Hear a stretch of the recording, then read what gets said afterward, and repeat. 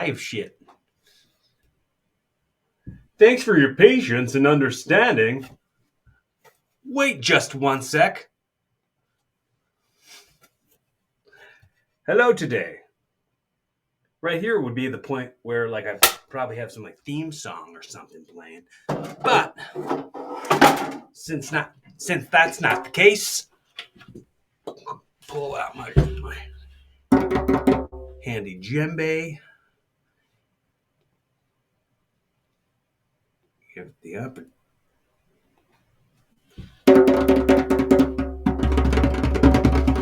Hanging out with my friend Brian. Hanging out with my friend Brian. Oh. Can you hear me okay? Yeah, man. I'm so psyched. They are here. Very much psyched. And thanks for hanging, man. It's been great. All right. Absolutely. Well, that wraps it up, guys. Thanks for coming out. Thanks for showing support. Thanks for clicking on this episode. We're I think we had our fun. I think were you seeing all that stuff that I was seeing just now? All the like initializing thanks for your patience stuff. Yeah, yeah. I was like, I've never seen this, but all right.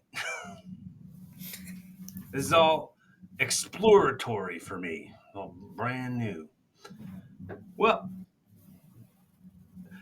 damn, dude, I know I'm trying to think, and I know that you and I have caught up. We've caught up just via Facebook Messenger a lot in like the last 10 years. Yeah, But the last time we saw each other was probably about 2016, probably. yeah, yeah. It's it's been a very long time. So I want to say how cool it is and welcome you here to the program. And I think initially when I started doing the show, I and I was just it was just like in studio, and I definitely talked to you about it when you were coming in. You were coming into the area, and I wanted to hang with you, and I was like, it's too much to organize that. And then once I went remote, once we did the remote, everything went remote during COVID. Oh, yeah. Every like all podcasts kind of like upgraded and got the opportunity to kind of like not be limited to who they could have on or when they could do it. And I was reaching out to you. I know that like you're a fascinating cat, man. I find out new things about you, and I go like, "Wow, that's surprising!" Like from the day we met. So Yeah, I just yeah. wanted to have you on here and welcome, Brian Hardy. Thanks, man. I appreciate being on here. We've tried for so long to make it happen, and now it's Yeah, actually happening. So it for was sure. like just both of us having such busy schedules, making time for it. So Doing that wrestling stuff. that's right. Yeah. So um,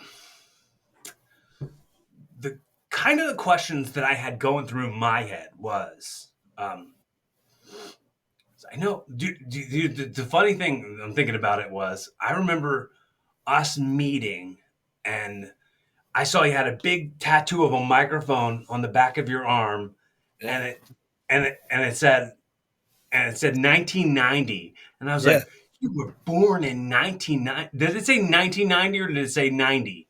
yeah. It says 1990 on it. I'm It like, I'm still trying to it see. still lives in my head. Yeah, That's exactly. and I was like, oh my, what a youngster! What a young. I understand that's like I understand that's only 6 years younger than me. It's not a whole lot younger, but initially seeing that, I was like, I hadn't met anyone that young yet in wrestling. Like, and The fact that you remember that, I mean, good lord, the first time you met me, I think was like 2009, 2010, something like yeah, so that's what I'm saying. I hadn't met anyone that young yet in wrestling. that. So I think at that point, you might have been the youngest wrestler that I had known at that point. How old were you at that point? Oh gosh, I think I had just turned the time that you and I wrestled for the first time. I think I had just turned 19. Okay, yeah, yeah. So So you were for sure the youngest wrestler I had met at that time. Yeah. And I mean, other than me, I had met me, and I was the youngest wrestler back when I was first getting in, Yeah. but I hadn't met anyone yet who was still like to go like I guess it was like meeting people who were born in a different decade as you. That was like a new thing for me, and I was like, oh, "You're this adult, and you're still a young kid." What? You had four kids at that point, or I had two. Yeah, two, two. and now you have four. I have seven. Jeez, Louise! Yeah. Bacon, So egg, and cheese. Holy yeah, moly! we had a few. We adopted a few, but at the same time, that's still a lot of mouths to feed on the daily. Yes, yes, yes. And and and geez, how would you have ever thought that you'd become that? Like, what was it like? Like you gotta adjust and change your whole like identity. Your identity goes from being Brian the wrestler to being dad now. Well, Like the thing is, like, it's weird. Like, if you kind of like take a step back, it was more so like you were it's so dad first. weird. Yeah, I was gonna say my wife and I were high school sweethearts. Yeah. So, my wife is 3 years older than me, so I was a freshman when she was a senior. Um, and it was crazy because we had our first kid in 2006. So, and I was just turning, I believe, 16 at the time. So, like, you Yeah, know, I had never even kissed a girl at that point yet.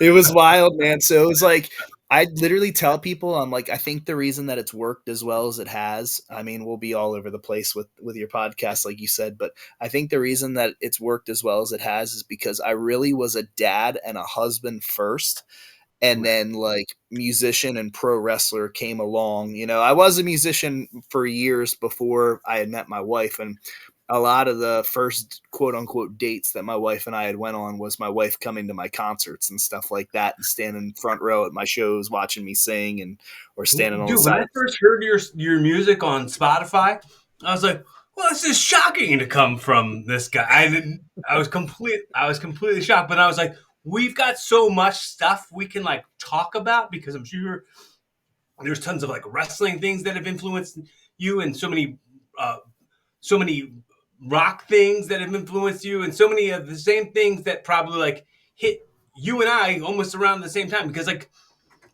when I say what's funny is my fiance now is born in 1990, so I think about that and I laugh about how that was so shocking to me to see that on your arm Yeah. in 2008 or whatever that was, and I'm like, oh well.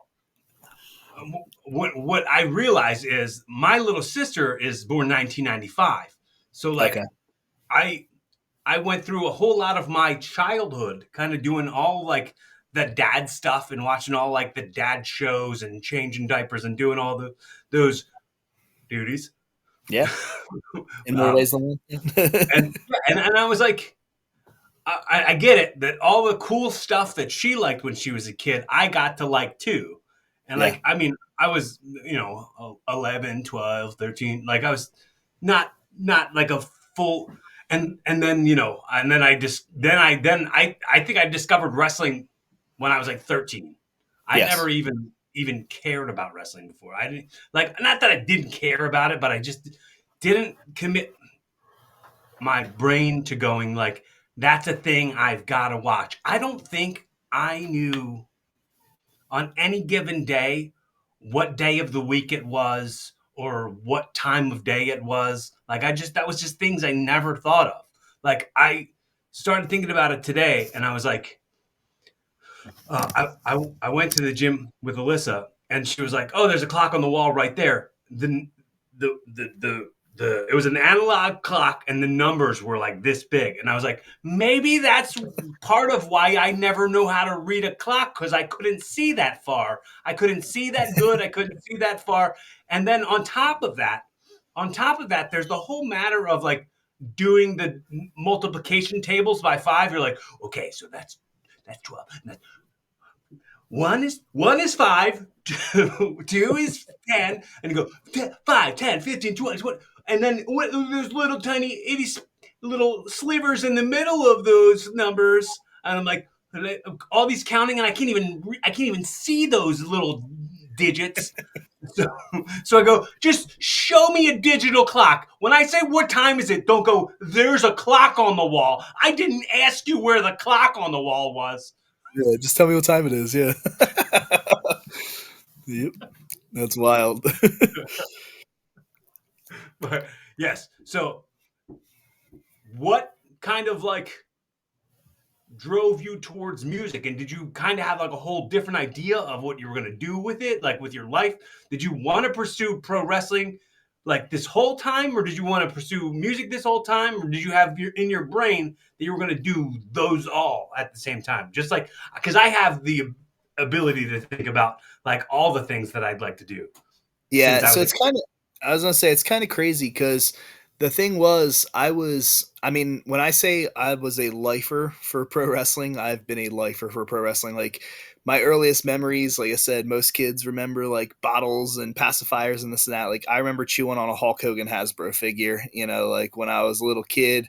I remember running around the house. I was, my earliest memory of pro wrestling was like sitting on my great grandfather's lap in his rocking chair, watching the Ultimate Warrior run down the aisle on like Superstars.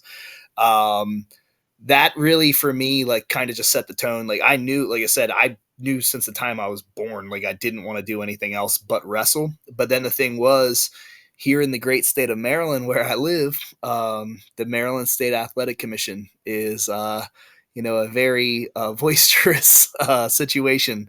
And the So thing you is, live in Maryland, and then the school that you train at, is that in West Virginia or? so my school's in Maryland. It's so weird because I think just over the I've been a wrestler for 18 years, but I think for over the last 2 years now, I've become kind of like stigmatized with this idea that like Brian Hardy only wrestles in West Virginia. I've heard so many people like say that I recently, and just like saw that on the taping that you showed me. I just saw yeah, like that was the flyer. Otherwise I didn't know there was any stigma attached to West yeah, Virginia. it's. I've heard so many people say just over the last 2 years, like he only wrestles in West Virginia, and it's like, dude, like I wrestled everywhere, but the thing is like early on in my career, like I remember only wrestling in New York at first, and people would be like, "Oh, Brian Hardy only wrestles in New York." Then it was, "Oh, Brian Hardy only wrestles in Pennsylvania," and "Oh, Brian Hardy only wrestles in Virginia," and this and that, and then now, like all these years later, it's like Brian Hardy only wrestles in West Virginia, and it's like no, but like that's where a vast majority of the bookings that I take are out of West Virginia. So I can fully relate to that. Um, a lot of people think I was a Delaware guy. People are like, "Whoa, yeah, you're in Delaware." I'm like, "Yeah, I'm in Philly. I've lived in Philly my entire life. I don't know what you mean by a Delaware guy. Like, I don't yeah, even know what that is." But I've taken a good amount of bookings in Delaware for a very long time. And the absolutely. one time that you and I met was the only one time I worked for that promotion. The only like I mostly the whole time I was in Delaware just worked for one promotion and didn't work for a bunch of different promotions all over the place. I just did one promotion, and I was like, "Well, I'll be rewarded for my loyalty." And wrestling is wrestling, you know. I was I gonna mean, say it doesn't always go that way, and I've always told people like I'm sort of like even though the territories as they say are dead, there it's still very much alive to me because like I would go to a certain place like a certain state. I'd wrestle in Jersey for like 6 months and only mhm, wrestle in Jersey. And then like 6 months later, I'd only wrestle in PA for 6 months, and this and right. that. It was like I'd go from place to place. So like all the stories that you'd hear from guys of like the '70s and '80s about like how they would pack up their entire life and just move somewhere. Like I wasn't going to pack up my entire life and relocate to that state, but like I could live in Maryland and only do shows in a certain state for X amount of time. And that's Yeah, really what I've done for the last number of years. yeah, But yeah, so I basically I was thrown by the idea of like the commission, like, well, damn, if I'm 10 years old and I got a long ways to go until I can get licensed at 18. That was what the state of Maryland required for a Maryland wrestling license was 18 years old. I was like, I got to figure out something to do with my time. So I was a humongous music fan ever since I was a kid. I've always been into like a bunch of different stuff, and very my music taste was very eclectic. Like I listened to everything. I listened to a little bit of pop, a little bit of rock, a little bit of country, a little bit of this and that and whatever. But as a young kid, I was like obsessed with the Ramones. I was obsessed with punk rock, the Sex Pistols, the Clash, all that kind of stuff. And that was sort of what had started me on the idea that I was going to be a punk rock musician at 10 years old and start playing all these different local churches, and local churches led to bars and clubs. And it's funny, I talk about many of these same stories in my brand new book. You got a book?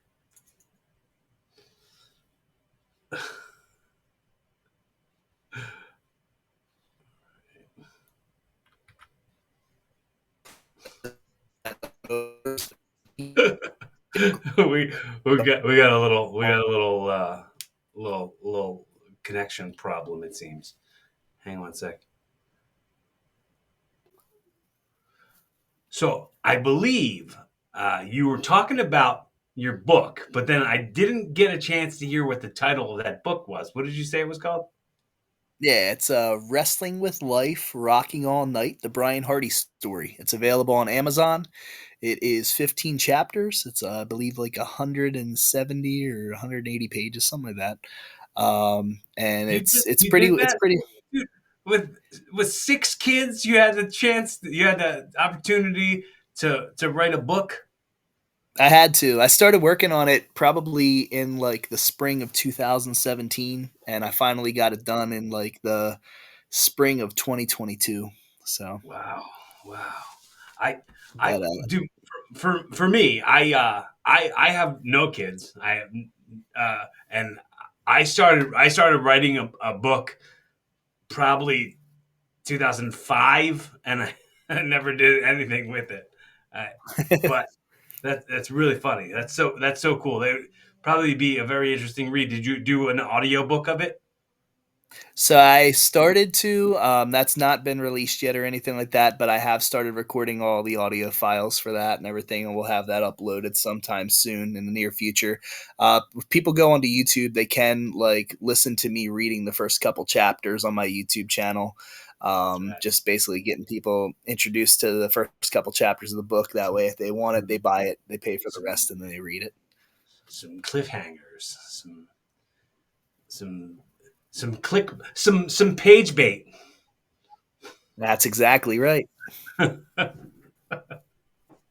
That's awesome, man. So um so how old were you when you started taking bumps? Oh gosh. Man, I was probably like somewhere around, I don't know. So, all right. So here's the weird thing too. I grew up with a wrestling ring in my basement. So, most kids, they have a play set, they have a this, they have a that. Like I, I had a ring in my basement of my house when I was a little tiny kid, where guys like Axel Rotten and all these different dudes would come train with my dad, Right. Barry Hardy, Gilbert trained with my dad in my basement, all that kind of stuff when I was a kid. But then, like as I became a teenager, then I had a ring in my backyard. Okay. So, which was kind of crazy. So full size, 16 by 16 ring in my backyard. I'd wake up every morning before I would go to school or go to work, and I would literally hit the ropes 200 times and, start taking bumps and stuff like that. I mean, everybody I think went through a period of their life where they were doing like trampoline backyard wrestling with their friends, and then after that it just kind of stems from there. But yeah, the idea that I was going to be a pro wrestler was so fixated in my mind that I was like, I took time to do the music stuff for years, just because I couldn't get a license to be a pro wrestler until I was 18. Mhm. Which now, all these years later, man, every single kid in my house right now is a pro wrestler except my 11-year-old. So you think about that, like they're going to wrestling shows, they're working on all these different shows. A lot of times, like we're working in certain states where, like a state like New Jersey, my son was 13 years old and being asked like by the promoter if we could do a certain spot on the show with him. and the promoter's like, you got to go over and talk to the state police and get clearance from the state police. Like, there's no commission in New Jersey. So Do they're you like, know just go my talk. friend Nick Taylor? Do you know Sickened? Yeah, I've wrestled him a ton of times over the years. Oh, that's really funny because like he's same guy where I'm like I'm fascinated when I find out a whole bunch of new things about the guy. I'm like, well, that's great. I would not have even known any of that about you. That's really cool. So I was thinking like you guys would probably be a good resource for each other because he trains people too. Like Yeah, he's we got a school as well. yeah we wrestled each other a lot earlier on in our career. I don't think we've crossed paths in many years now, but yeah, we had a lot of good matches back in the day. He's a good guy. He's been at it for. I feel like I might have met him around the same time I met you, and you guys were both young pups. Yeah, we started sort of around the same time. I might have gotten my feet wet just a little bit before him, but Well, I mean, like it's impossible when you had a ring in your basement when you were a kid, and then in your yep. backyard when you were an older kid. I mean, I I think well, I I nobody in my family at all, not one bit. No one was ever a wrestling fan. No one ever talked about wrestling. Like I don't know really how I stumbled across it. Like I don't know how it bit me, but like it just bit me when I was like 12, 13 years old and I was like, all right, this is a thing I have to do. This is a thing I have to watch. Because then I started looking at what time it was. Like that was I think watch the Monday Night Wars was what got me paying attention to what day of the week it was and like what time of the night it was, so I could like catch Raw and catch Nitro.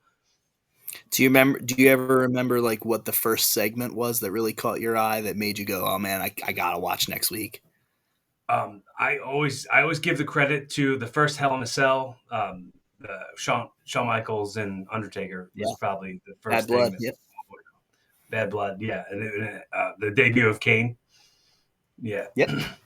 That's gotta be Kane. And I think in that same year, maybe a little bit before. I haven't done the research. I haven't looked it up, but I just off the dome. I'm thinking uh, the WrestleMania months before that was the Brett and Austin submission match, Yep, 13. and those things, both of those combined, was made me go, all right, I really gotta pay attention to this. That's awesome. That's what I think hooked me. And like I said, nobody in my family was ever a wrestling fan. I just stumbled across through talking to kids at school or on the bus or something like that. And the the funny thing, you know that new movie that's coming out in March. That's Queen of the Queen of the Ring. Ring. Yep. Yeah, the Mildred Burke. My mom's maiden name is Burke. Maybe we're related. Maybe we It are. could be. Maybe it's in my blood somewhere, and it's just so distant that we don't even know. You don't know. You got to do what is that? 33 and Me or something like that. 23andMe, 23 and yeah, Me. but 23andMe doesn't hasn't shown me that there's other wrestlers in my family. There you go. Not at all. No wrestlers. No. My grandmother tells me that her grandmother used to watch wrestling. They would sit down and watch wrestling, but then she Of never course. watched it. She would just talk about how she used to watch it with her grandmother when she was a little kid, and she was like, "Oh, it's so funny that you want to be a wrestler," and still called me a wrestler for her whole life, the rest of her life. Called me a wrestler. But yeah, Mildred Burke might be my great grandmother. That would be awesome. Yeah, One good. could only hope. And my shoot last name is Goins, and that's the shoot last name of Kane's wife. So Oh wow. I might have a relative that's married to a wrestler, and Kane is what got me into wrestling in the first place. So There you it's go. all full circle, just stirring the There pot. you go. Yeah, I'm pretty stoked to see the Queen of the Ring movie. To be honest with you, I was It a looks really cool. big advocate for the Von Erichs movie, the Iron Claw last year, and I think that Queen of the Ring is, if it's anything, I know it's not the same production company or anything like that, but if it's just in any of the same vein as the way that the producers of A24 had filmed, the Von Erichs film, then hopefully this other production company does a good job with this Queen of the Ring film. Did you do you listen to Jim Cornette? I do. I'm a huge Cornette fan. I know a lot of people don't like him, but I I'm like Cornette. ridiculously a huge Jim Cornette fan. If you ask my fiance, she's like, "More Cornette? Do we have to Yeah, listen that's to more Cornette?" my wife is very much so like I can't stand to listen to his voice, and I'm just like, yeah, but I mean, I had some cool Jim Cornette, interactions in my career, really all based around Ring of Honor tryouts and stuff that I've done. And he was always very kind to me. And I felt like if given the opportunity, I think Jim Cornette saw a lot of old school in me that a lot of other guys see in me. And I felt I'm not ever about bashing people and talking horrible about people, and so I won't mention the guy's name. But I felt like one person particular at Ring of Honor that was by Jim Cornette at the time was not a Brian Hardy fan and made sure that I did not get a contract with Ring of Honor. So Well, I think there's a significant amount, and I'm not someone to complain about this. There is a significant amount of like friends serving friends before serving talent. absolutely, Meritocracy is kind of not what pro wrestling is, unfortunately. Uh, and there's tons of reasons why I go like, oh, okay, well, I get it. Somebody else who might be this same person, but it might not be. So let's not speculate too much. I sure, once heard this person say, blank, who is my best friend, I would not put him over to Ring of Honor as somebody to hire because then it could jeopardize my spot. And he was saying this to students in a way to go, right? Oh, yep, smart. Smart. Like kind of like passing down this toxic nature of holding down talent. And this was yeah, your best friend in the story. yeah, But yeah. that That's era that's of Ring of Honor, and then this guy now, who I heard say that is got a pretty relevant role in the wrestling industry these days. Uh, pretty close to top stars and decision makers.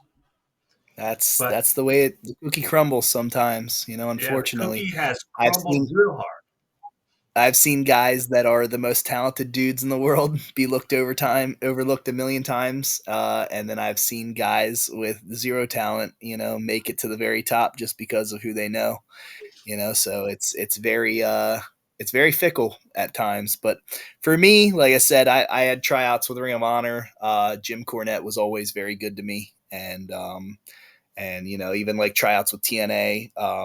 Terry Taylor was always good to me. So it's tough because like I said, I like all those old school dudes that were like agents and stuff like that were I telling. had I had a Terry Taylor tryout too, and he was really nice to me.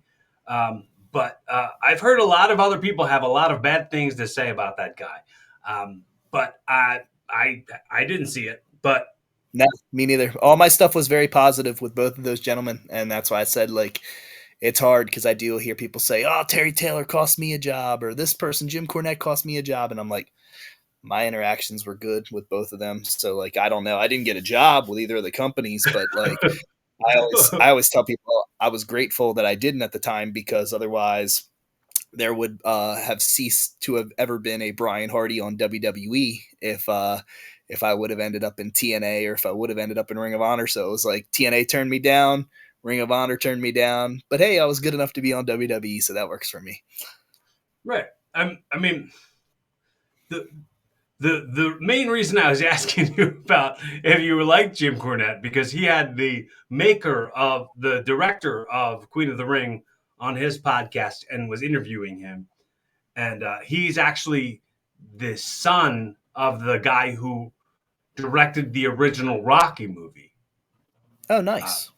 and he was talking about, I forget, he said like, oh, it was a story about a guy who was going for a girl way out of his league. And I was like, all right, let me stop you there. It's like, I don't know if it's really about that. It's not, as I know he's like, oh, it seems like it's a boxing movie, but it's a movie about a guy who's doing. And I'm like, I don't think she was out of his league though. I think, I think, I think she was kind of in his league. Yeah.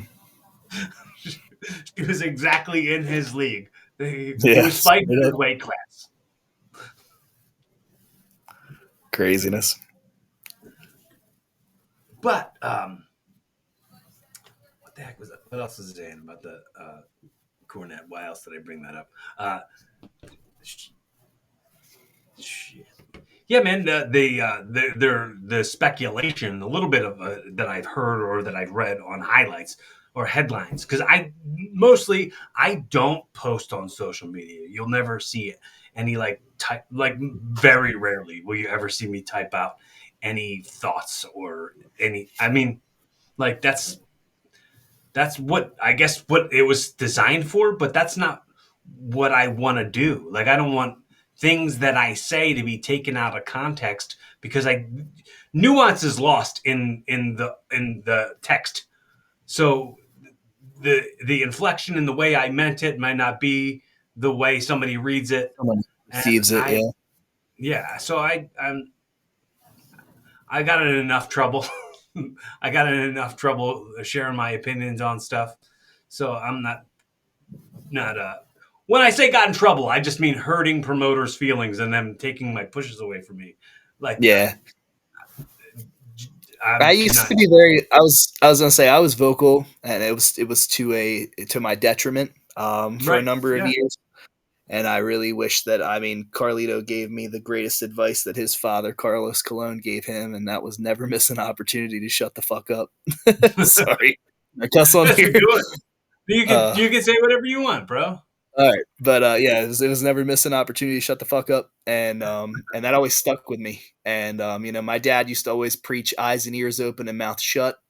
And that stuck with me. And then I think by the time it didn't really like I said, I was naive.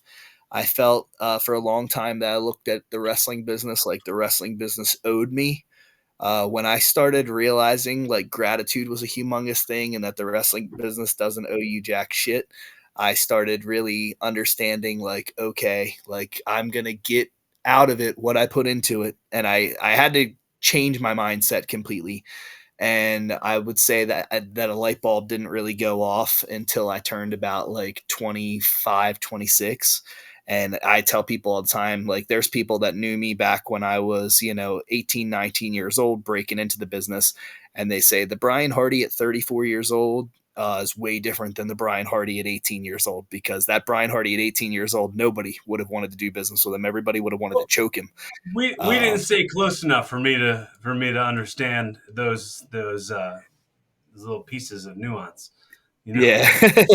But 30, I mean, it sucks because there's things I see my kids do that I literally am like, guys, like, like don't do this.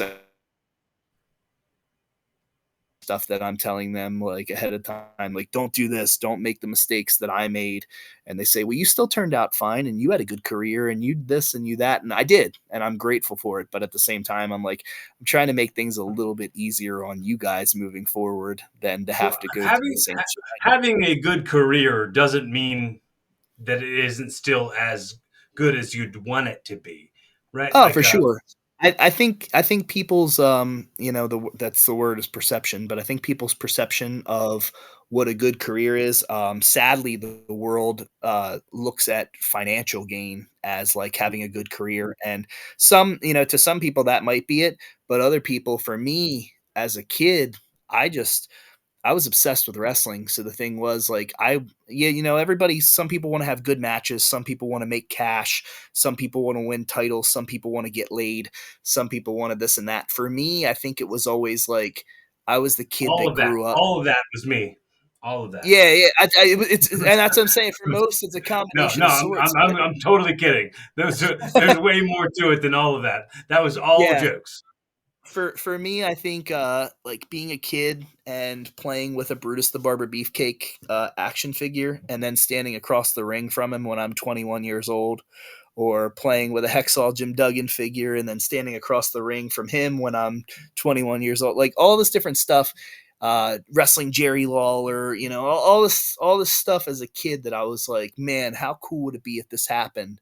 And then as an adult, it happens, and I'm like, bro, like not trying to be a mark on it, but at the same time, I'm like, I was playing with these guys' action figures in my bedroom when I was a little kid, and now like I'm wrestling the real guys. Like it Yeah. it was an evolution of, just growing up for me where like I said, I never claimed to be a saint. I had my stories like anybody. I had my, troubles and, stuff. I never on the one side of life, and like I said, I don't cast stones at people, but I never had gotten involved into like the drug scene. I was partially trained by Axel Rotten, and I mean, I played babysitter to Axel Rotten for quite a long time, and which is sad to say, but I never really got into the drug scene, never really was like heavy into alcohol or anything like that. But much like anybody, I was the type of guy that I was infatuated with attention. So like anytime that somebody would want to come up and get a picture with me, or if a girl walked by me and said I was hot, it didn't matter that I was married or this or that or whatever, because it just felt cool to have that attention, to have someone say, whoa, that dude looks cute, and blah, blah, blah, blah, blah, and this and that. There was just so much to it in the younger years. And as an adult now, I don't give a shit about any of that, like at all in the slightest. I'm like, somebody walks, it sucks in the town that I live in. I can't even go to the grocery store or something without someone asking for a picture or an autograph. I mean, when I was as young as I was, being on the front cover of every major newspaper in the area and different local magazines and all that kind of stuff, it's tough to go out. So my family, stays in a lot. But it's funny because my kids are like, we can't even go to the grocery store like without someone stopping and asking dad for a picture or an autograph or this or that. But it's a different That's feeling a at 34. really, really, really, really sad thing to complain about. That's It real tough. is, and that's the thing. And I sometimes I don't really realize I'm socially awkward now in my older Yeah, age, where back in the day I literally was makes like total sense. Yeah. totally for it. Now it's tough. There's nothing more that I don't appreciate than having someone sit across from me in a restaurant and take a very unflattering picture of me while I'm like trying to stuff a dinner roll in my mouth or something like Right. that. But they just Yeah, the nobody coolest wants thing in the that. world. Yeah, they think it's the coolest thing in the world, and I'm like, yeah, like I don't vibe that, but I mean, I don't know. I try to be. My wife always says, like, you will stop, you will sign every autograph, you will take every picture, you will this and that, because when you first started, that's what you wanted, and now you got it. Dude, I want to say, because you brought him up, how much, and I just was talking about this with my friend Lou. Do you know Beef Stew Lou Marconi? No, Uh, he he worked as a jobber in the WWF in the '90s, gotcha. but he's one of my best friends, and we host two podcasts together. Him and I were just talking about Axel. He also Lou also used to wrestle in ECW, and yeah, you got that. Yeah, We were talking about Axel, and we were talking about how much we missed him, man. Like that, the you remember those black patent boots that he had, like his last pair of boots that he used to be wearing at the end? yep, Got those for me. that's awesome. So Yeah, like, I always I tell people all the time, I'm like Brian Knighton and Axel Rotten were two different people. I mhm, could tolerate Brian Knighton every day of my life because he was mhm, just one of the sweetest dudes in the world and really cared. And, he's one of those guys that for years, like I can't talk about the bad without talking about the good as well. And, like, I'm traveling and, if he's stopping to get a sub, he's stopping to get me a sub. If he's stopping to get a cup of coffee, he's getting me a cup of coffee, this and that. So, like, there was a lot of stuff that he did for me, and I don't want to act like he didn't do anything for me, and I'm not even talking about necessarily monetary. I'm just talking about like an education in pro wrestling that he gave me. He always would tell me, like, you got little bit more size on you. You would remind me of, Tom Billington, the way that you're working in the ring and this and that. Like, you remind me of a young dynamite kid. Do this, do that, do blah blah blah blah blah. And I'm like, okay. And he was awesome. And there was a lot of times, like I said, I would drive him to the airports for different, TV events that he had to do. Like when he did TNA Hardcore Justice that entire week leading up to that pay-per-view. Him and Balls Mahoney had me at the Gilberg's Pro Wrestling Academy saying, Brian, you're gonna be our crash test dummy. Like we're gonna do this to Bubba, we're gonna do this to Devon, and yada yada yada and whatever else. And just he took me everywhere. He gave me a education that like I said, it's not that I wasn't grateful for what my dad taught me or Gilbert or anybody like that or whatever, but Axel gave me a different education that like I couldn't put a price tag on. And the thing was like people didn't realize how very smart he was as a wrestler. I mean, I tell people all the time, like everybody thinks blood and guts and swinging chairs and this and that. I'm not saying that that's not a part of the gig, but you want to watch like great matches, go back and watch him and Balls against Candido and Storm and shit like that and stuff. Like just absolute masterpieces. And for me, like I said, towards the end, it just got so sad because once again, I don't like to cast stones on people, but like he just had his demons. And like every day, I mean, it sucks to say, but I literally just looked at him and I would watch him deteriorate. And I literally was like, if that's what drugs do to you, I don't ever want to do drugs. Like I don't ever, ever, ever want to do drugs in my life. And it scared me so bad as a young guy that I just never got into that because I was literally watching a guy that I idolized as a kid, like just waste away to nothing. And unfortunately, that's what took his life. And in 2016, when he passed away, the McDonald's that he passed away in is literally 3 minutes away from my house.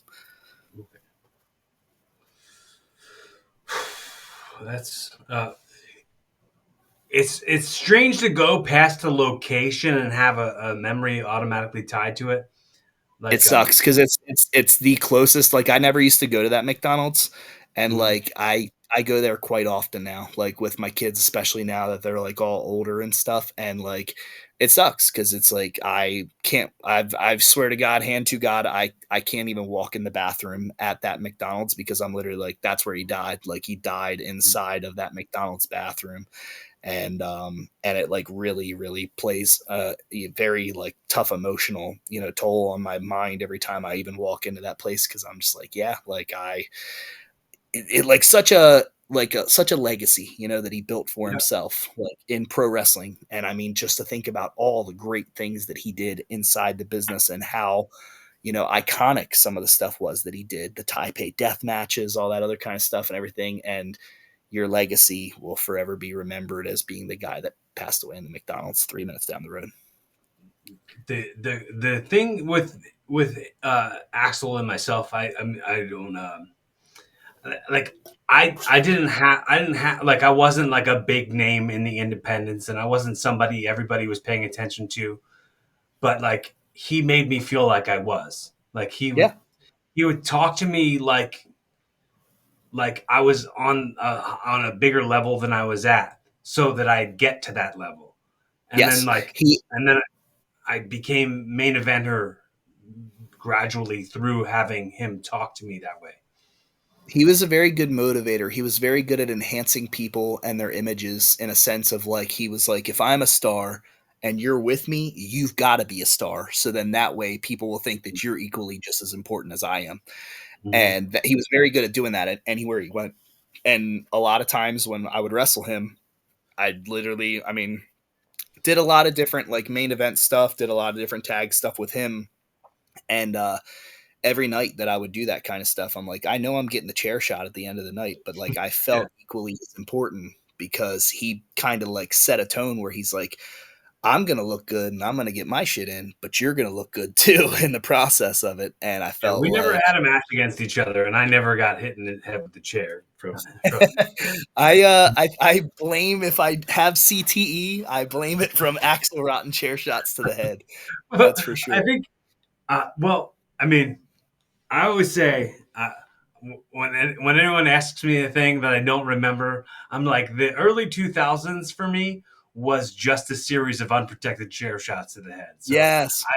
And I that's the thing I loved about him too, is that he the difference between me and a lot of people is he would always tell me, "Put your fucking hands up. Put your hands up." Right. And I'm like, Mhm. "Really?" And I didn't hear him say that to a whole lot of people, but he said it to me.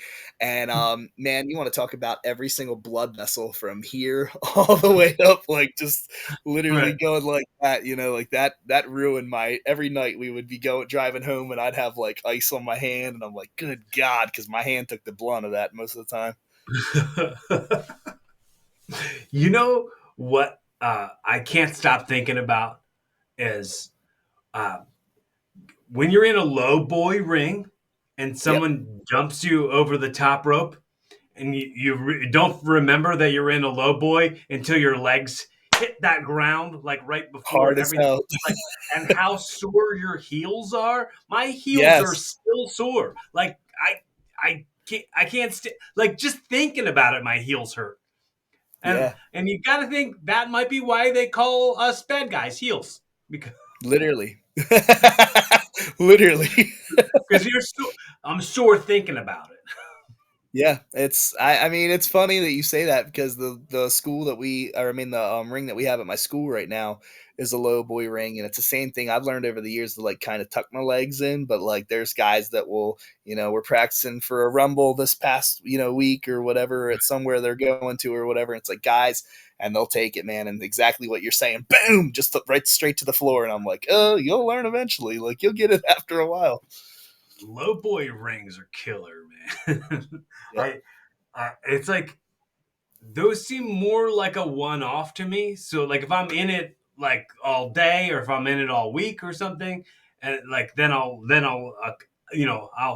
get oriented to it. I'll get Yes. adjusted. And I'll understand. Yep. But if it's like a one-off or whatever, and then I get out there and like once my heels hit the ground, I'm like, reminder, it's a low one. Reminder. Oh, bro, Yep. crazy. Yeah, that's So wild. So I was talking about and I don't know if you and I were talking about it, but I was talking about pretty recently about how I feel like at this like Netflix era of WWE, that like WWE is going to be on the level, and pro wrestling is going to be on the level of popularity that it was in the 1990s. Absolutely. And the more and more I'm thinking about it, because I did try to do a couple like live watch alongs to Raw, and I was like, man, there's so many ads, and I start losing viewers from me just talking about it or me live reacting to it, and I'm like, I'm losing viewers because of these ads. I wonder how many viewers they're losing because of all the ads. Or Yeah. I also then tried watching Netflix the next day, and there's no ads, and it just plays the whole Raw. So I was like, when you and I were talking about doing, because for a shoot it's 10 p.m. on a Monday night. I was like, Legit. right at this moment, and I was like, oh, what if we watched Raw as it's happening and like commented on it while we're still doing like a BSing session, and we're just kind of recording an episode. But then I started thinking about it. I'm like, there'd be too many ads, and it'll lose the zest. Of course. Yeah, But I really wanted to try to, get earlier in the day like we had originally talked about, and right, then, like, my wife had, like, sprung on me that the kids wanted to go, to the skating rink and all this other stuff, and I'm like, "Well, I don't wanna miss that," and she kept telling me, like, "Just stay home, just, like, stay home and do the interview and this and that," and I'm like, "No, no, no," I was like, "I wanna go and, like, watch the kids have fun," most of them didn't even they're all homeschooled anyway, but most of them didn't have, like, school virtually today because of President's Day and stuff like that, so they were just like, they were like, "Yeah, we're gonna go do this." I'm like, "All right, well," I was like, "I'll try to get him on. I'll try to do the interview at like 9 tonight." I'm like, because I didn't want to keep dodging, the interview. Like we've been trying to plan this for so long that I literally was like, "We're gonna make this work, man." it's in the years category. How long we've been trying to do this? Yeah.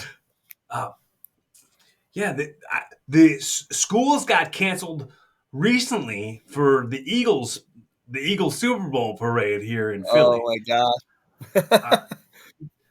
I didn't even know they could cancel school for a parade.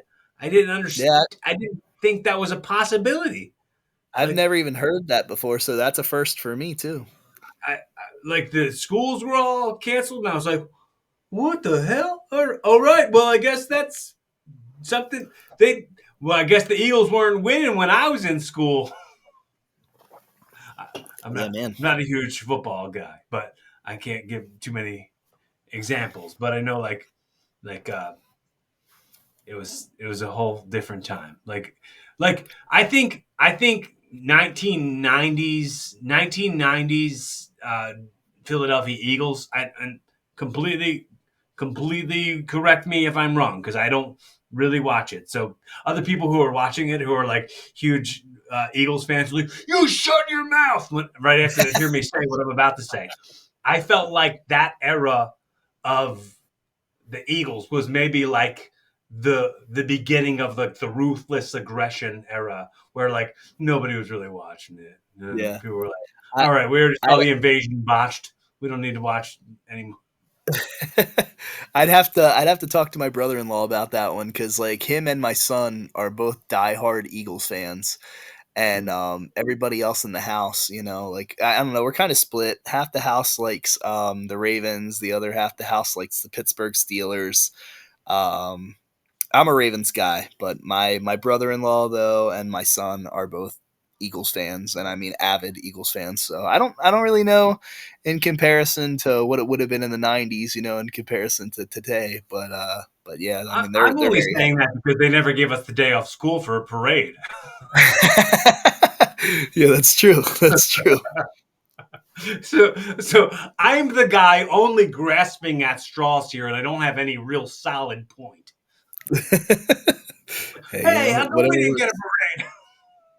Yeah, exactly. No, I mean, it was a big deal when Baltimore won the Super Bowl. Like I remember I was like 10 years old. I don't know if stuff was shut down and we got days off or anything like that, but I know that was a big time in 2000 when the Ravens won the Super Bowl. I was 10 years old and then they won again when I was like 21.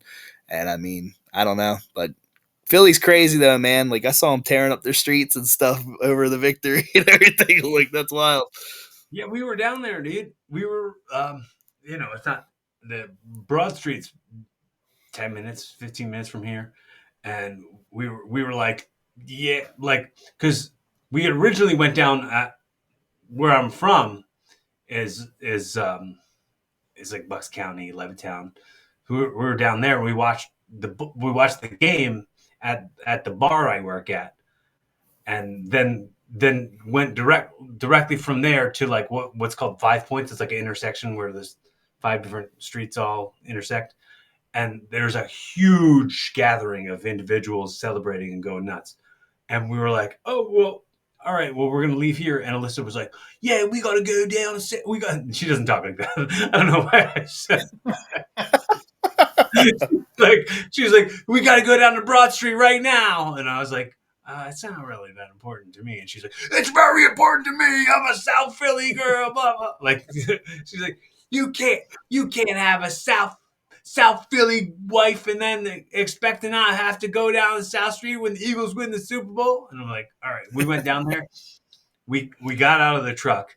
I took video of her and I put the camera up and showed Broad Street and took video of her and I said, where are we at? She went, Broad Street. And I was like, all right, how we feel? We feel great. Turned it off and I was like, all right, let's get back in the truck and leave. It's cool. So we got back Literally. in the truck and we left. But then we got caught up in so much traffic. We were still down there for another 2 hours. Jeez. But yeah, poop. But there were people being savages. And did you see like the footage of the stuff in the morning? How destroyed the city was. Yeah, yeah. I mean, Oh. people had said it was coming, but I was like, I don't really know. And then when the next morning, I was like, ah, man, they were right. So what a thing I like to do. How far are we along here? I don't even know. A thing that I like to do is I'd like to kind of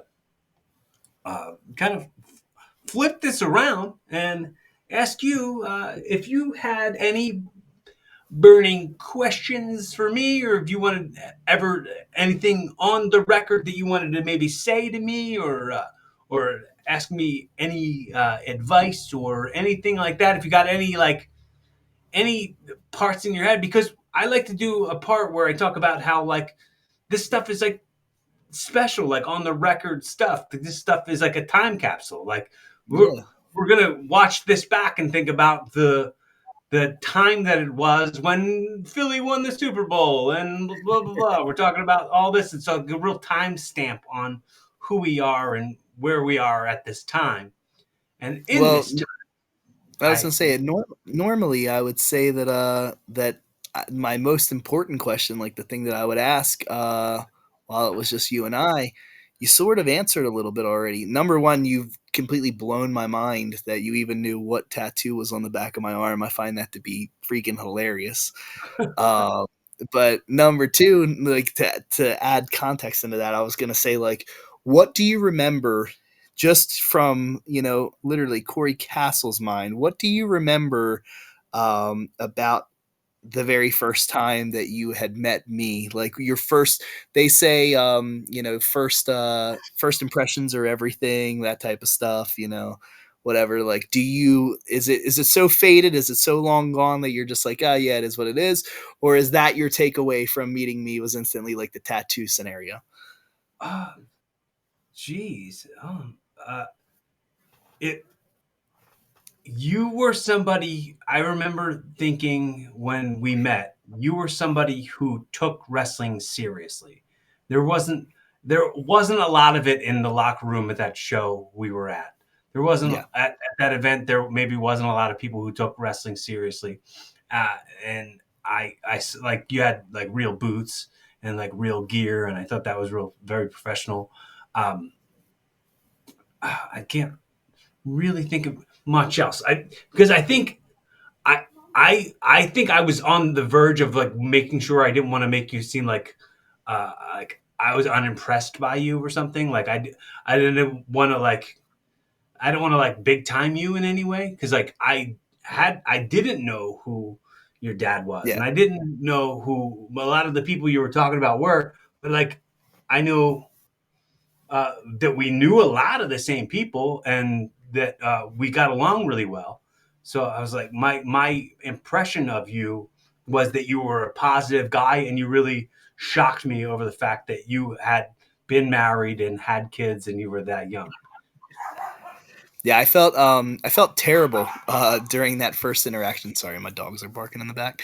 I felt terrible with the first interaction because like the first interaction that I ever had with you, I was literally like rushing into the dressing room to like get dressed. Like we were Mhm. late that night, and I remember specifically, I don't remember if it was traffic related or if it was like just Axel wanting to stop off and get food somewhere, but Okay. like he was tagging with Julio De Niro that Mhm. night, and that show, and then we had the tag match with you, but we were on first.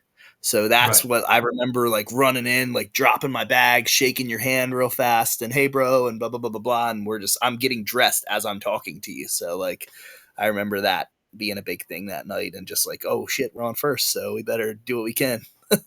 Well, a lot of things got twisted around that day. I Yeah, know that it was advertised that it was supposed to be me and Matt Bomboy, who was my tag partner at the time. It was supposed to be me and Matt Bomboy against the Briscoe brothers, but Matt yeah, Bomboy had to cancel because his wife wanted him to go somewhere with him, and that's not a problem. But then they took me out of the match with the Briscoes, and they paired me with some other guy who I didn't know.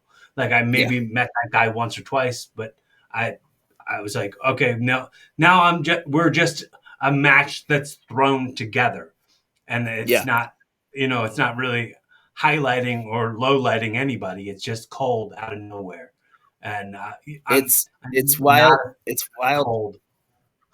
Yeah, it's wild to think that too, because like the gear that you two were wearing was not too far off from like each Right. other, like color scheme wise, cut wise, Yeah. everything like that. So I mean, if until you just said that now, I would have never known that you guys like weren't a team or anything like that. No. Yeah. We just happen to have very similar gear. But I To be honest, I would never wear something like that now. Like Yeah. those like shorts. Ugh, ugh, ugh, nah. I always call them. I mean, you pulled it off. The thing is, you naturally had a good look, and I'm not just saying this because I'm on your podcast. I'm being completely honest. You naturally had a good look, where like you had the long hair and everything going for you and stuff like that. Where like normally when I see guys that are wearing that, they got like a buzz cut, and I call them like the hefty trash bag wrestling pants. Like that's what I literally call them when I see guys wearing them because they remind me of like trash bag pants. Yeah, that's I call them trash bag pants too. I think that the most part is like those seem like what the fans would be wearing and not what the Yes. boys would be wearing. Yeah, Uh, and there's still a lot of guys that would probably have their asses chapped, like, hearing me say that right now because they'd be, like, looking down at themselves like, "I still wear this. Is that really what he thinks?" And it's like, "Yeah, that's really what I think." Like, a it's lot the of shits, people bro. think that. A lot of people think that. Not just Brian, not just Yeah, me. A lot of people think that. and that's, like it's tough because like, even me in my older age, man, like, I've picked up a lot of weight. I mean, I think when I wrestled you, I was, like, 160 pounds, 170 pounds soaking wet, and it's like, now I'm 225. Um Yeah, I mean, Sometimes I was I was probably real skinny too. I mean, now that I'm thinking about it, well, what was that? 2009, probably yeah, something like that, 9, 10, something like that. 2009 or 10. So I didn't put on weight until I didn't break 200 until 2011. So I think I was still like 190, 180, something like that back then. And I'm like 220 now. No. So I we're the same. I was so crucial on myself back then too, like, I Grew was into my body. yeah, everybody used to always tell me, like, "You gotta gain weight, you don't understand, people aren't taking you seriously, you're too small, like, this and that and whatever," and then, like, I gained weight, and now everybody's like, "You gotta lose weight, man, like, nobody's taking you," like, We're, it's the exact we're reverse a now. happy medium in there. Yeah, there's no pleasing anybody, you'll hear Happy people say, like, medium. "Oh, man," yeah, it's like, "Shit." Well, I mean, it's tough when you're like not grown yet. Like you're still, still developing, and you still Yeah, have. Like I remember when I was first in it, like when I first kind of like on shows and somebody featured on some stuff. I was 18 or something. I was a kid, and people were like, "Oh, look at his, why is he wearing a shirt? What's wrong with it? Like he's jacked. What's wrong with him?" And I'm like, "I don't know. I'm self conscious. I'm a child. I don't know. I'm like yeah. I'm not formed yet. Stop judging my body. I'm a kid." I find that out like so many times when I say that to people, especially with being a wrestling promoter now, all these years later and stuff. Like, I'll tell someone, like, why aren't you in trunks? Or why aren't you in, like long tights or this or that or whatever? And it's like, I'm self conscious. It takes them a while to break that and say it. But then finally they're like, I'm self conscious. Like, and I'm like, ah, man. Like, one of my tag team champions who I love to death, he was like battling like with his own self for a little bit about like removing his shirt in the ring, and I'm like, get the fucking shirt off of you, like just get in the ring, like dude, like be proud of who you are, like morph into yourself and what you got going on, but like be proud of who you are, man. And like he still battles that, but I'm just like, dude, just do it, just do the damn thing, like it's tough, man. People dealing with their own bodies, like it's a very tough thing. So When I have conversations with, I'm gonna say kids. I'm not gonna say like when I have conversations with younger wrestlers, and sure. I talk about who you pictured yourself being when you were going to be a wrestler. When in your head you were like, yes, this is gonna be what my dream is. This is gonna be what I'm gonna do. I maybe pictured something a little bit closer to what I am now than what I was when I'm a teenager still. You know what I mean? Yeah. Like wasn't even comfortable. I wasn't even comfortable ordering food. You know what I mean? Like having a waiter looking at me while I'm ordering food. So I was. Yeah. It's a and I guess that it's maybe a little bit different now because like kids have the on camera since they're kids. Like I didn't have I didn't have a cell phone that had like a smart camera on it that would like show my identity and have me talking. Like I didn't have the ability to do any of that when I was a kid. So No. it's got to be a little weird on both ends because there's no way you can even picture what it's like to be a young person these days. Like what Yep. worked for me maybe worked for me in 2000. You know what I mean? Like what it's The the world, it, man. it's It's the 25 years world, later. and I Right. tell people all the time, even think back to like when we were first traveling on the road, bro. I remember I was printing out MapQuest. MapQuest directions. MapQuest too. There and back. You know what I mean? Like Yeah, the exactly. kids of today will never understand that at all. Not once. Not at So, all. Not at all. Dude, I don't know how we did it. I don't know how any of us are still alive. Like it's even wild. and before that, they used maps, like real maps. And Yep. Yeah, I'm like, I always say, like, a lot of the stuff that we experienced, we were probably, I say it and people get pissed when I say it, but I'm like, we were probably like the tail end of the last real like generation that ever had to like really, really do shit, you know? Cause like, besides that, now it's just all so easy. Like, you just pick up you your just phone and that's that. ask And there Siri it to do it. is. Yeah. And it's like, shit, man. Like, we were the This last of a this is gonna make generation. me sound older than I am, or maybe it will appropriately age me all the way. But when I had my first match in wrestling, my theme song was on a cassette tape. I had to cue it up exactly and give it to the sound guy for exactly where I wanted him to hit play on that tape. There you go, man. Yeah. For me, it's a little bit later. I'm still the CD guy, but 41. yep, I'm still the dude that's like, yeah, I was given a CD, and like, Right. sadly, there were times that I would still be giving people a CD when everybody else was giving a Cartridge. drive, or Yeah. saying get it off of Yeah. YouTube. I was Thumb so drive. behind the times, and I just refused to change with the times at certain areas. And the whole thing with what you were saying about like the wrestler, like what you visualized yourself as, it's like it's funny because I don't even want to name who like the guys were that I like visualized myself as. Like when I mean, obviously, like in younger years, everybody would always tell me, "You're gonna be the next Cody Rhodes, or you're gonna be the next Ted DiBiase Jr. You'll be with Priceless. You'll this, you'll that, like whatever." But that was what other people were saying about me, not myself. But then now at 34, I laugh because like I look at the way my body is and certain things like that, and I'm like straight up, not that I don't want to work on it or whatever, but I like kind of get up and look in the mirror and I go, if all you're gonna be today is Adrian Adonis or Playboy Buddy Rose, then baby, that's gonna take the cake, you know? Like that's I mean, just what it is. dude, if you like not to make it to have this go on like a total sub subreddit area of things, but if you were like if you were to like fall in love with weightlifting and just do like get like a basic bodybuilding regimen, like do like bench press, squats, deadlifts, uh, do some like some tries, just do a couple like real basic bodybuilding stuff. You you could probably like change the game for yourself, not just in the ring, but I'm saying like because In you life, like yeah.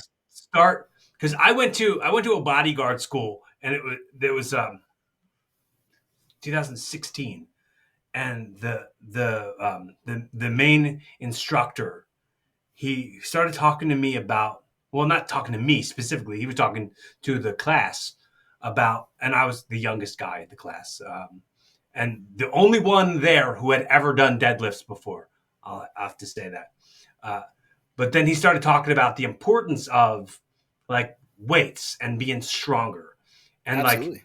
and he said this line and I still think about it all the time. He said stronger people are harder to kill. Straight up. And I just I think about that a lot, and I think about like stri- just trying to make myself stronger here, and then I'll be stronger up here, and then like Absolutely. kind of etches discipline in a way. So it makes me laugh because the thing was, as far as like the gym goes, this time last year, I was probably in the best shape of my entire life ever. Like of any time you look at a photograph of Brian Hardy, I think that the spring of 2024 was definitely by far my best year. So much to the point where I was in the gym every single day. At the time, I was working at a gym just part time, just because I was getting ready to open up my own wrestling school. So I wanted to see how a real gym operated and then take a lot of that and carry it over. But the thing was it was so crazy because people would come up to me that I knew and they were like, "Man, like you were looking toned as hell. Like, are you on steroids? Are you on the gas? Are you this? Are you that?" And that was like, "No, I'm just like putting in the work every day." And I really cut out a lot of bullshit for a long time too. Like I was doing no sodas. I was doing, like staying away from a lot of like the sugary stuff. Man, I tell you, Christmas time comes around every year and instantly you get the cookies and you get the hot chocolate and you get the this and you that. And it's so hard to just grab a grasp on it at the start of the year again. And I said, man, I put in so much hard work to my body. I was really starting to see some crazy results. And then it got to the point where I was just like, that late night 2 a.m. Taco Bell run is totally worth it, or this or Well, that. And it messes with you. And I think I mean, that's my problem. you can still do that and still do very basic bodybuilding. Like Yes. Yeah. Yeah. you can still have your 2 a.m. Taco Bell. You can still have your McDonald's drive-through, but at least you have your deadlifts. At least you have Yes. your squats. At least you have your shrugs. Your shrugs. Like Yeah. you're above you're above the average. And I Yeah. don't want to say like you're above everybody, but I'm saying like most people don't have that level. Like most people don't have what we have as far as like saw something they wanted to be and decided to be it. Most Absolutely. people most people go like, all right, well, here's what my lane is, and I'm just gonna stay in it. And I I I want more than that. And I want Yeah. everybody else to have that feeling that I have of striving beyond that. So like so many times you could just accept that life is this way and like completely be unfulfilled because like your bills are paid or um, some you settled in on something. You absolutely are 100% sure that this is the way it is, and you dig your heels into this being the way it is until it isn't that way anymore. When you did, uh, but it really can be uh, just a shift of your perspective. You know what I mean? The way you look at things. When you change the world you see will change. There you go. I want There you that for go. us all. That's true, bro. That's so true.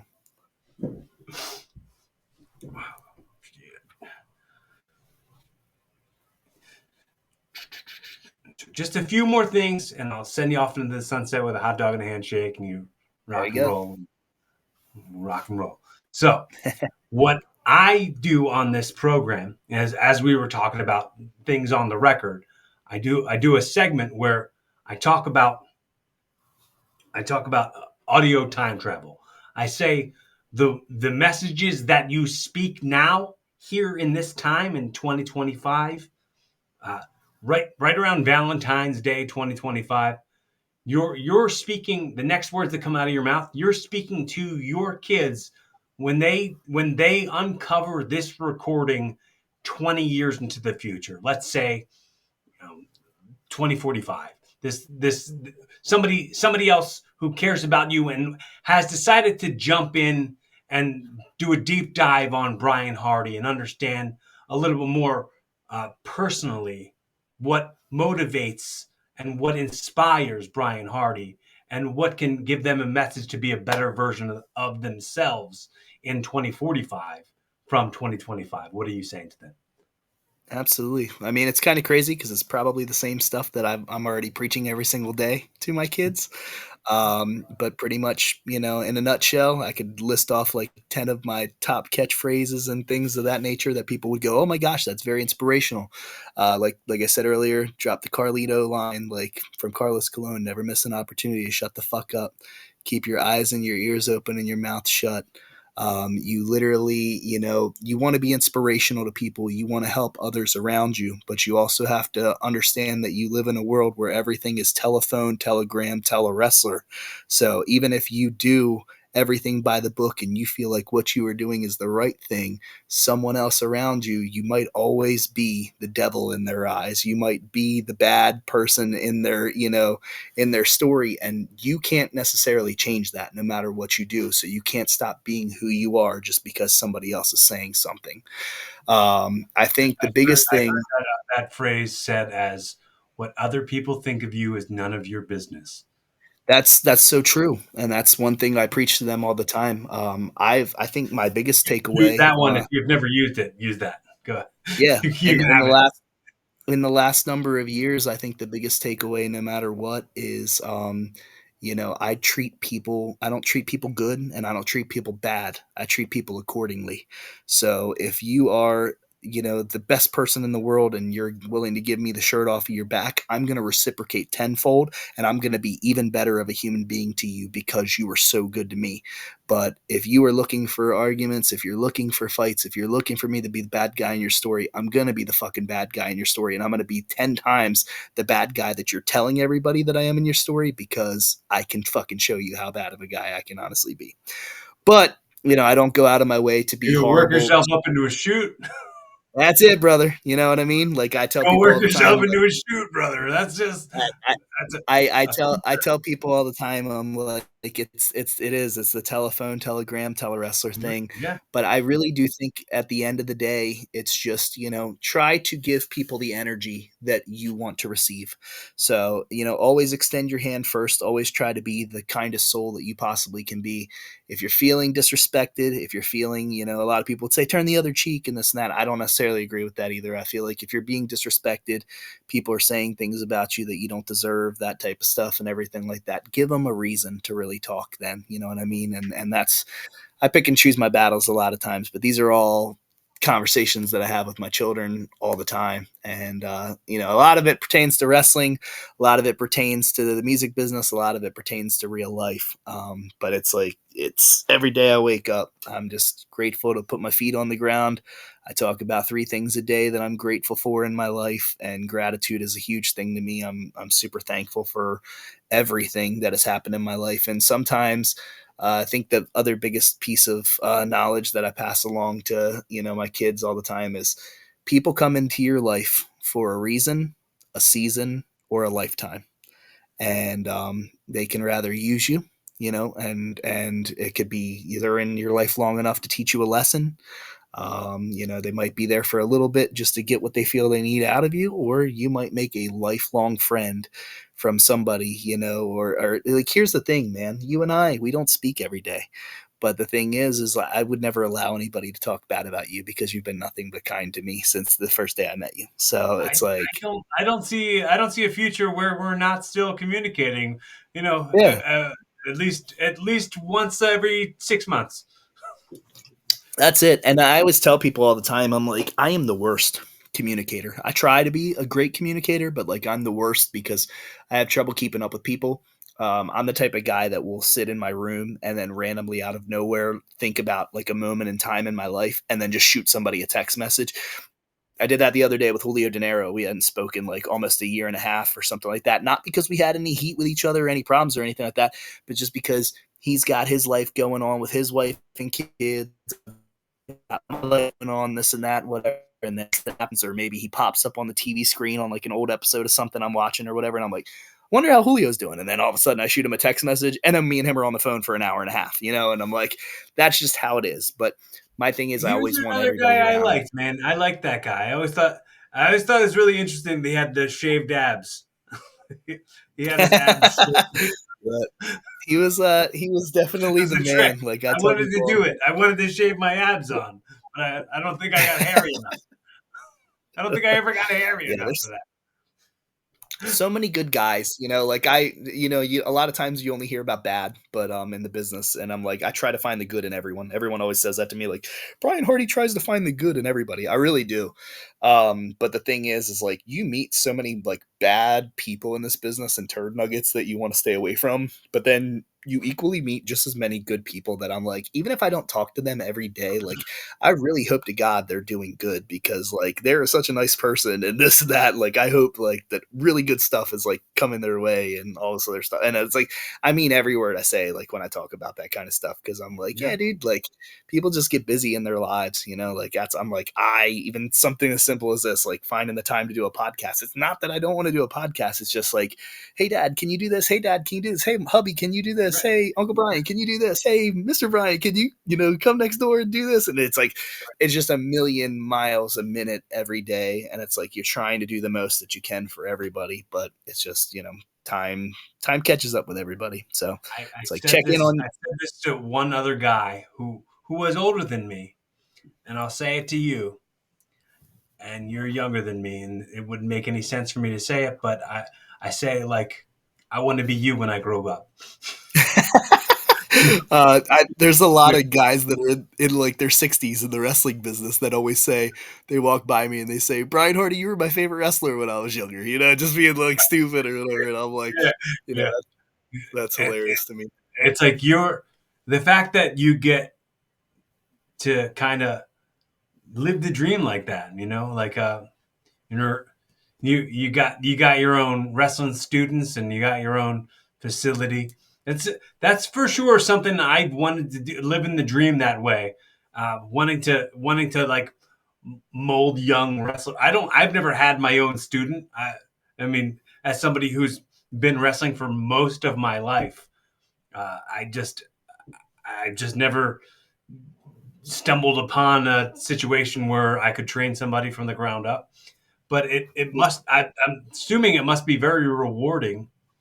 It is, and for me, it's not, you know, even monetary gain. It's funny. I had a talk with my students tonight about this. I said, anybody can take money from anybody and literally pull them off the street, take their money, barely teach them, barely whatever, this and that, whatever. I'm like, the end of the day, it's not about the money for me. It's about the heart and the passion. And if I see that it's really what you love and you want to dedicate yourself to, it takes me back to how bad I wanted to be in it when I was, you know, younger and stuff like that. And I'm like, Yeah. I will go to the ends of the earth to make sure that you get a proper education in professional wrestling. I've told people laugh because people are like, dude, Brian's the type of guy that could train somebody on a gym mat in like a YMCA or whatever, and literally like the old school style, like Stu Hart, Right. you know, style of wrestling.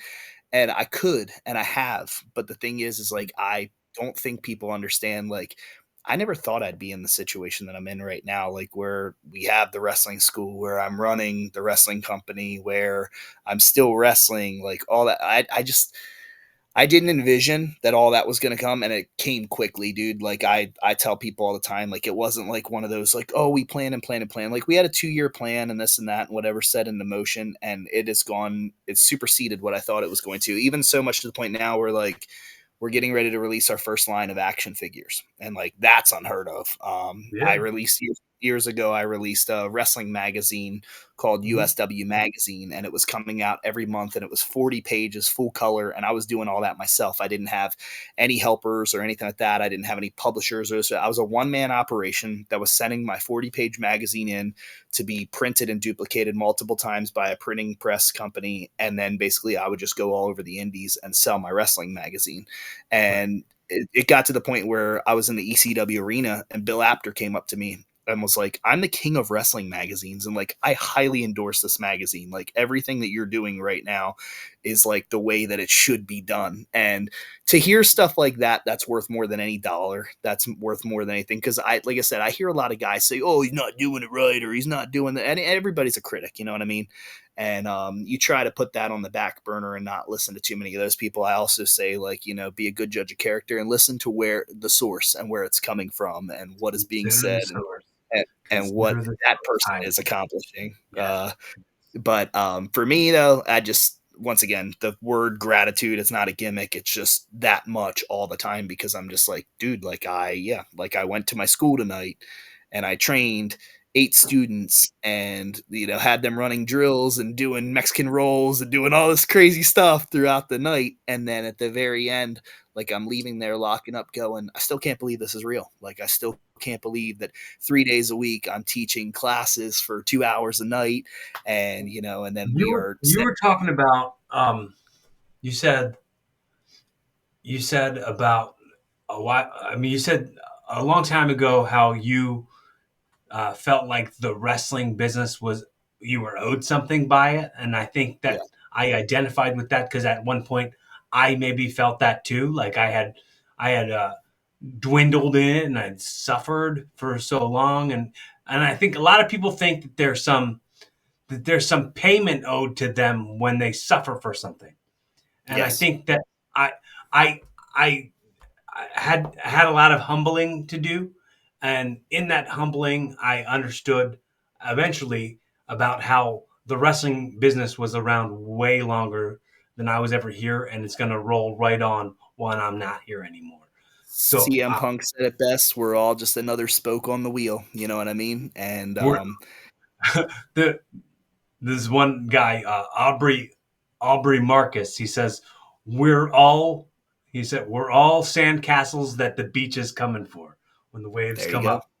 That's It's so true. where. So And like yeah, I've met so many great people. I mean, I'm sure, like I said, you can attest to that. But I've met so many great people out of pro wrestling that the amount of good people that I've met because of pro wrestling is way better than the limited amount of people that I met. I mean, don't get me wrong. Like I said, there are jerks in the pro wrestling business, and they are a dime a dozen. But I look for the positive in so many different people, and there are just people like I could rapid fire names off of like if well, I was gonna take, your vibe attracts your tribe. You know what I mean? yeah, You yeah. find the people you find the more likable people when you are somebody who's more likable and more agreeable to be around. Yes, and I always tell people, I'm like, if I don't like you and people are saying, "Oh my God, Brian Hardy's such a bad guy," and this and that and whatever, if I don't like you, there's got to be a reason. Like I'm like one of the easiest people in the world to get along with. So if I personally don't like you, that has to have meant that you have wronged me so fucking bad, and I hold a grudge, to the point where like I don't want to talk to you. I don't want to talk to somebody that you're friends with that I don't like. I don't even want you in my circle like fucking up my zen. You know what I mean? I'm Well, like, we were just talking about highly consider the source. Like, yeah, for sure, I would do that if anyone were to have anything bad to say about you. I would be like, well, when I talk about myself, I say I've been wrestling and in the wrestling business since I'm 14 years old. I found my yeah, first wrestling school when I was 14 years old, and I'm 41 now. So inverse those numbers, and that's how long I've been spending time in the wrestling business and taking bumps and paying dues. Uh, if you're going to talk to somebody and they're going to tell me they don't like me or they're going to have anything bad to say, think about the other amount of people that they have other bad things to say about. Anybody who I absolutely, have a problem with has a problem with everybody. Anybody who absolutely, has, it's all a very consider the source thing because like if you really ask around about me, the people who matter are going to have the right things to say. absolutely. And that's the thing. Like I said, you get. I mean, the Kid Rock lyric from Only God Knows Why. You get Get what what you you put put in, in. and people get what they deserve.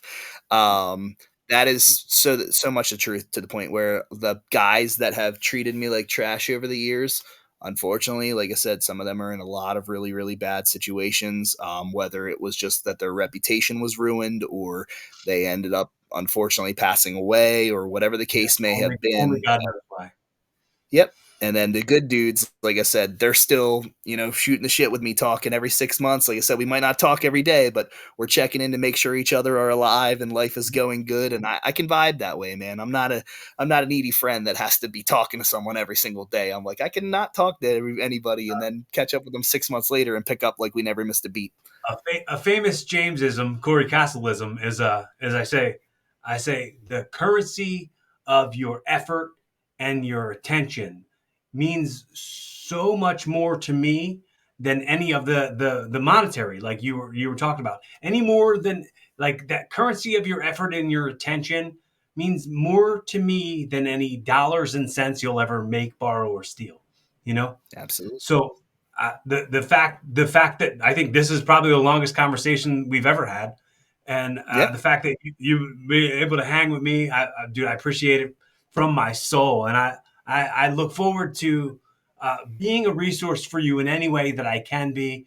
If you want to pick my brain on anything, if you ever want to just if you want to just come back on here and shoot the shit, or just like kind of like outline anything, or if you just want some you know consultation, or however Sure. it might be. If you want to have any of your kids ask me any questions or anything, absolutely feel free to use me as a resource. And if you're Absolutely. ever please going through anything, if you're ever going through anything and you feel like you just need a friend, please do not hesitate to reach out to me, because I'm absolutely happy to be a resource for you in that way, as far as my currency and my effort. You know what I mean? I My appreciate my it. space is your space, Fry. I appreciate you, man. Yes. One last thing. Do Absolutely. you do any impressions? Oh, good Lord. I mean, I do a lot of stuff. I don't know if I do it good, but I mean, I do, Well, I didn't I say do good some. impressions. Oh man, I don't know. My kid last night walked up and was like, "Can you do Donald Duck?" Like this and that. I'm like, you know, but Yeah, yeah, that's a but good yeah, one. like I don't know, the American dream, Dusty Rose, baby, live and in living color. That man of Okay. the hour, the man of the power, too sweet to be sour, baby. In your best American dream, uh, the way we close out the show, I normally have the guests say what the catchphrase is, which is "Be fun, have safe, keep evolving." Oh, baby, this is the American dream, Dusty Rhodes, and be fun. Wait, be fun? Be fun? Stay safe? Is that Be what you fun, have said? safe. What was it again? Be fun, have safe. Be fun. Have safe. Last line? Give Keep me the last evolving. line. Keep And evolving. baby, keep evolving.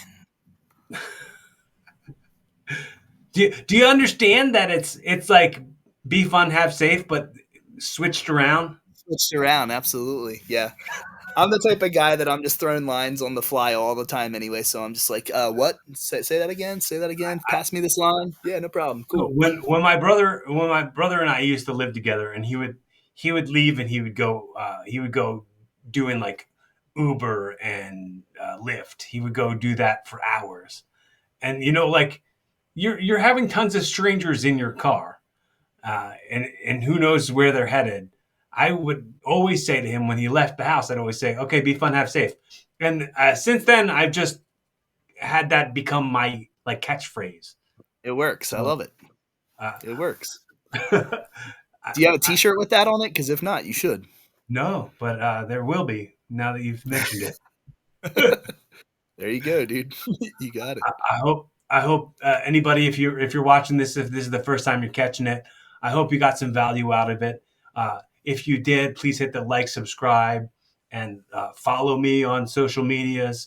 Follow Brian. I'm going to put all the links in the description of the episode, so it'll make it easier for you. uh, Interact, comment, do any of that stuff. Check out other episodes if you think that you'll find other things that are interesting. Share some stuff. Be kind to yourself. Support the people that you love. Tell them that you're there for them. If you ever need somebody, I'm here. I'm not hard to get a hold of. My DMs are wide open. Take care of yourself. Take care of other people. Be kind. Be fun. Have safe. Keep evolving. Show is over, baby.